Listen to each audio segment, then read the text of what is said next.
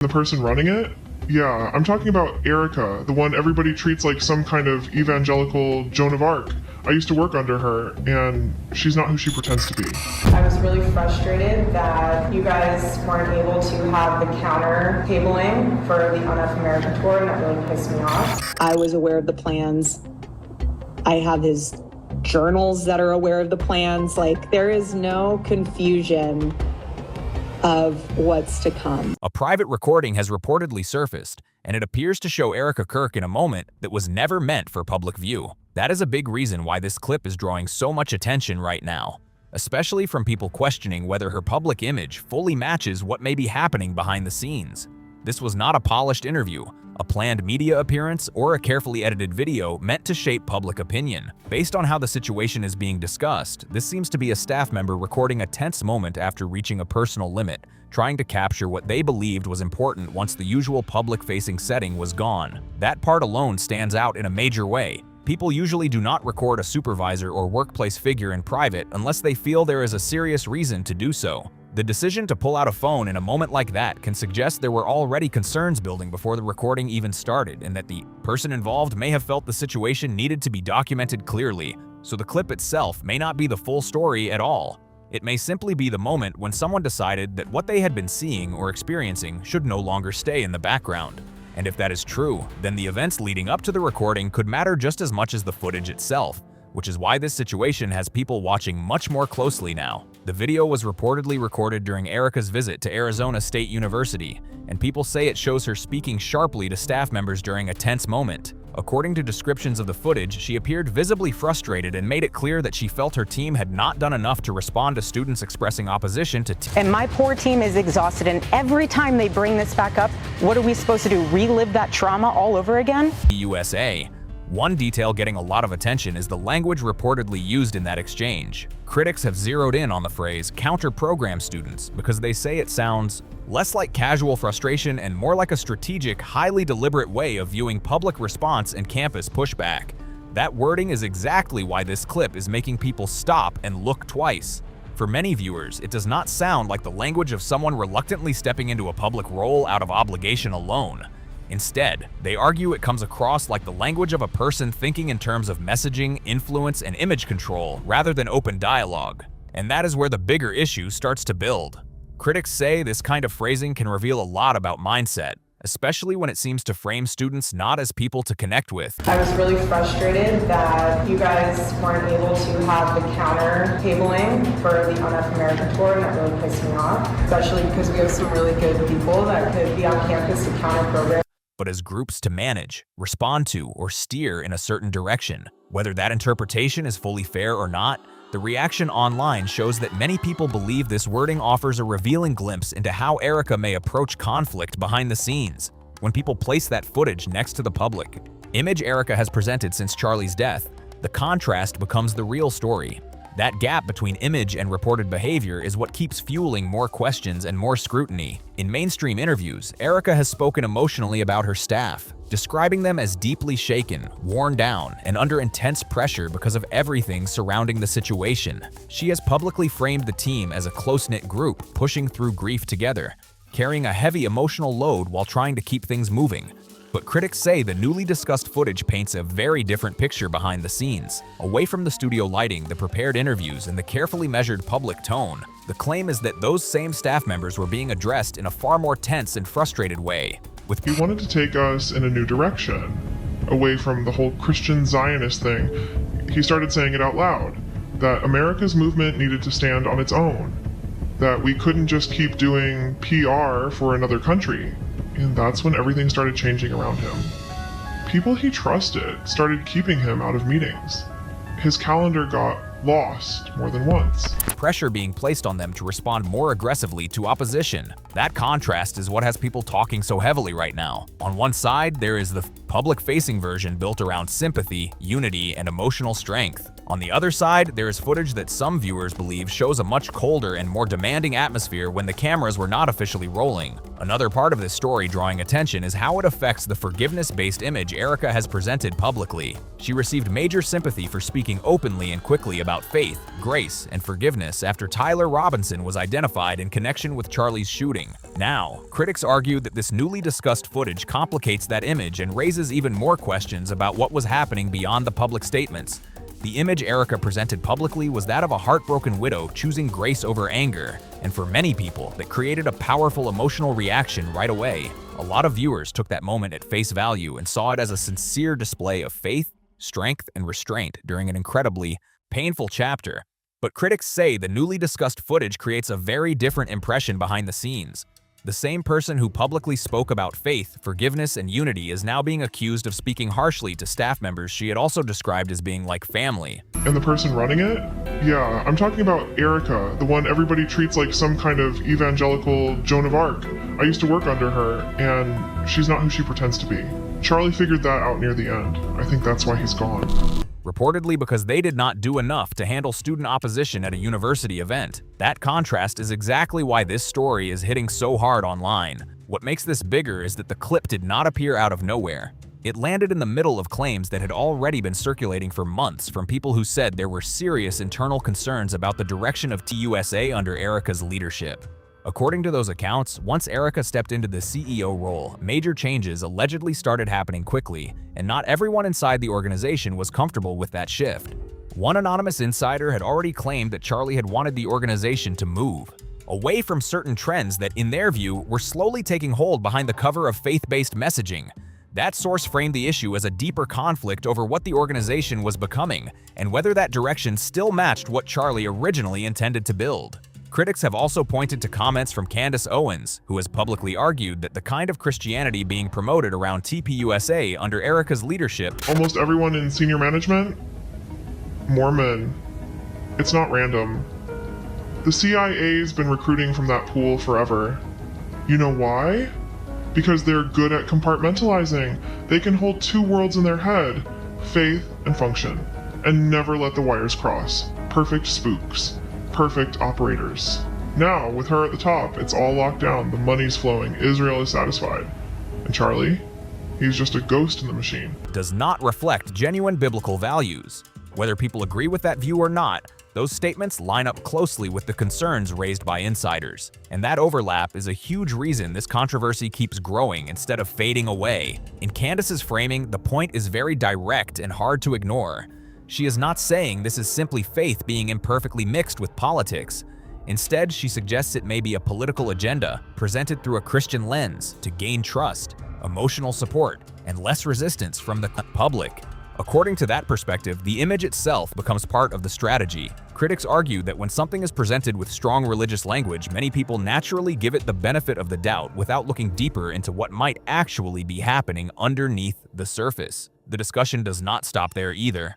The same whistleblower claims pointed to what they described as an internal group within TUSA that was allegedly working against Charlie during the final period of his leadership. These claims suggest there were serious disagreements and possible internal power struggles happening out of public view.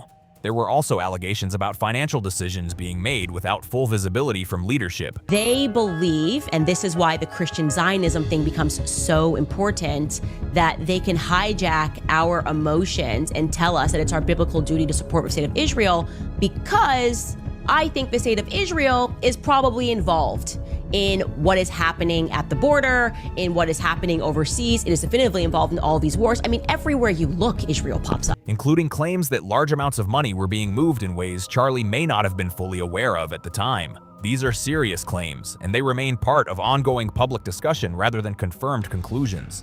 Another part of the account suggests Charlie may have been trying to distance the organization from certain outside influences, which reportedly created tension internally. According to these claims, the more he tried to regain control and adjust direction, the more resistance he faced from people within his own circle. A former TPUSA member, Joshua Peterson, has also spoken publicly and added details that some say support parts of this narrative, which is why the story continues to gain attention and debate.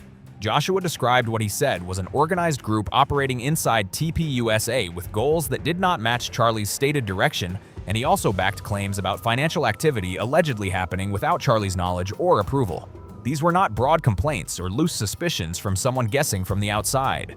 They were presented as specific internal claims from a person who said he had direct awareness of what was going on inside the organization, because there was a Jewish influence in Turning Point that he was not very fond of, that he wanted to get rid of. He tried doing this, he tried creating a Doge department, and he gets assassinated. Of that, more people have started questioning whether TPUSA's public-facing Christianity fully matches what is happening behind the scenes. And this doubt is no longer coming only from critics or former insiders. It is also coming from regular attendees who showed up expecting sincere faith-based content and left feeling like something was off. One young woman recently gained major attention online after sharing a detailed account of her experience at a TUSA faith event. She described feeling unsettled by what she saw, saying the atmosphere and messaging did not reflect what she expected from a genuinely faith-centered gathering. According to her account, the event felt less focused on biblical teaching and more centered on political messaging wrapped in religious language. She also said the tone included repeated criticism of figures like Candace Owens in a way that, to her, seemed aimed more at shaping emotion and loyalty than encouraging honest discussion about faith or politics. That is a huge reason why this conversation keeps getting louder. There was an inner circle at Turning Point USA that was constantly working against Charlie and his interests. He had a whole entire branch of Turning Point that he had no idea about, and that was the stock market branch. This stock market group that Turning Point has been throwing millions of dollars into the stock market for the past 4 years now, and Charlie Kirk had no knowledge of that whatsoever. Her account spread fast because a lot of people felt it matched things they had already noticed, heard, or quietly suspected for a while. That is a big reason this story kept growing instead of fading out. Because to many viewers, her experience did not sound isolated at all. It sounded like one more piece added to a much bigger pattern people were already talking about. Critics say Erika's response to the rising internal complaints and public whistleblower claims has not looked like open discussion or direct engagement with the concerns being raised. Instead, the accusation from multiple voices is that people seen as critical of her leadership. In this church, I'm listening to this TPUSA speaker go on and on about Tucker Carlson, Candace Owens, and how they're evil and anti-Semitic. And he basically indirectly is saying we should support Israel because Jesus was a Jew and we wouldn't have Christianity without Judaism and blah, blah, blah. I don't think Charlie Kirk would stand for that. We know as the weeks before his passing, he was starting to call out Israel and question Israel. Have been pushed out, and that alone has sparked even more concern from those following the situation closely. Candace Owens has also described what she says she has heard from multiple first-hand sources inside the organization, and her description paints a very tense, internal atmosphere.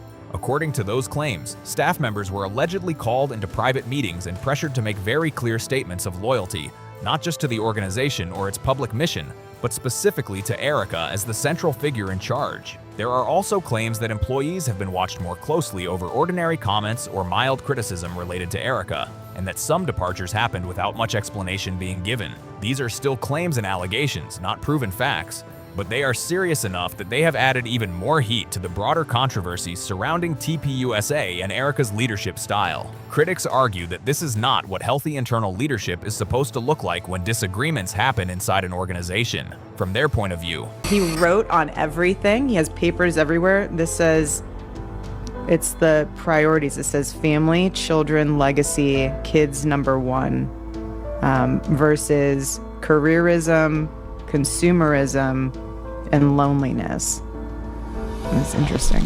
It looks less like normal conflict management and more like a leadership style focused on control, image protection, and holding on to influence when serious. Questions start getting louder. They also point to the reported demand for personal loyalty as one of the most striking parts of the story. To many observers, asking people to show loyalty to one individual instead of commitment to the organization's mission can come across as a major warning sign, because it shifts the focus away from principles and puts it directly onto personal authority. And underneath all of this sits an even bigger question that critics say still has not been answered clearly. Who made the final decision to place Erika in Charlie's former leadership role at— And she leans on me for, investments or politics. We are given different gifting. There is a general rule, and the general rule is that women are far more gifted at people and caretaking. TPUSA. The public explanation, as discussed by multiple commentators, centered around an audio recording played at AmFest 2025, which was said to feature Charlie expressing that he wanted Erika to take over if something happened to him. But that explanation has continued to face scrutiny. Candace Owens, among others, has publicly questioned why the evidence presented was audio only, in a time when so much of Charlie Kirk's public and private world was heavily documented. Critics say it is fair for people to ask why such a major succession statement appears to exist only in that format. That question alone has kept this controversy alive and pushed even more people to look closer at how the transition really happened. One of the biggest reasons this issue keeps getting attention is because audio can be questioned in ways that video usually cannot. Critics argue that if there were a clear video of Charlie directly expressing that exact succession wish, much of this debate would likely lose steam right away. Instead, what people were given was an audio clip that surfaced after Charlie was no longer here to confirm, clarify, or challenge it himself. And that detail has kept suspicion alive for many observers. That concern grows even more because some critics believe the audio does not line up cleanly with Charlie's public comments about his values, his marriage, and the way he described family structure. In public, Charlie often spoke in very traditional terms about work, provision, and family roles, and he repeatedly framed Erika's place as being centered on home life and raising their children rather than stepping into a major political leadership role. Supporters of this criticism also point to comments Charlie made in public settings suggesting Erika looked to him on financial and political matters. They further reference reports about a note found in his office that allegedly placed family care above career ambition, which they say adds even more tension to the official succession narrative now being promoted. And that is where the controversy really sharpens. Critics say there does not appear to be a clear public record showing Charlie directly and openly preparing the public for Erika to one day lead a major political organization if he were gone. So when Erika stepped into the CEO role so quickly, many people felt it looked less like a sudden burden placed on her and more like a transition that may already have been expected behind the scenes. Then came another detail that made this whole story feel even bigger and even more complicated. A lot of people started asking new questions when Erika was appointed to the advisory board of the United States Air Force Academy, because critics say that kind of position does not usually happen by accident or without strong support from powerful people behind the scenes. What makes the appointment so controversial, according to critics, is that Erika does not appear to have a publicly documented military background, military service record, or widely known track record in defense policy or military education. That is why this move instantly caught attention and led many people to wonder who supported it, who approved it, and what the bigger strategy may have been. For many observers, this is where the story takes an even sharper turn.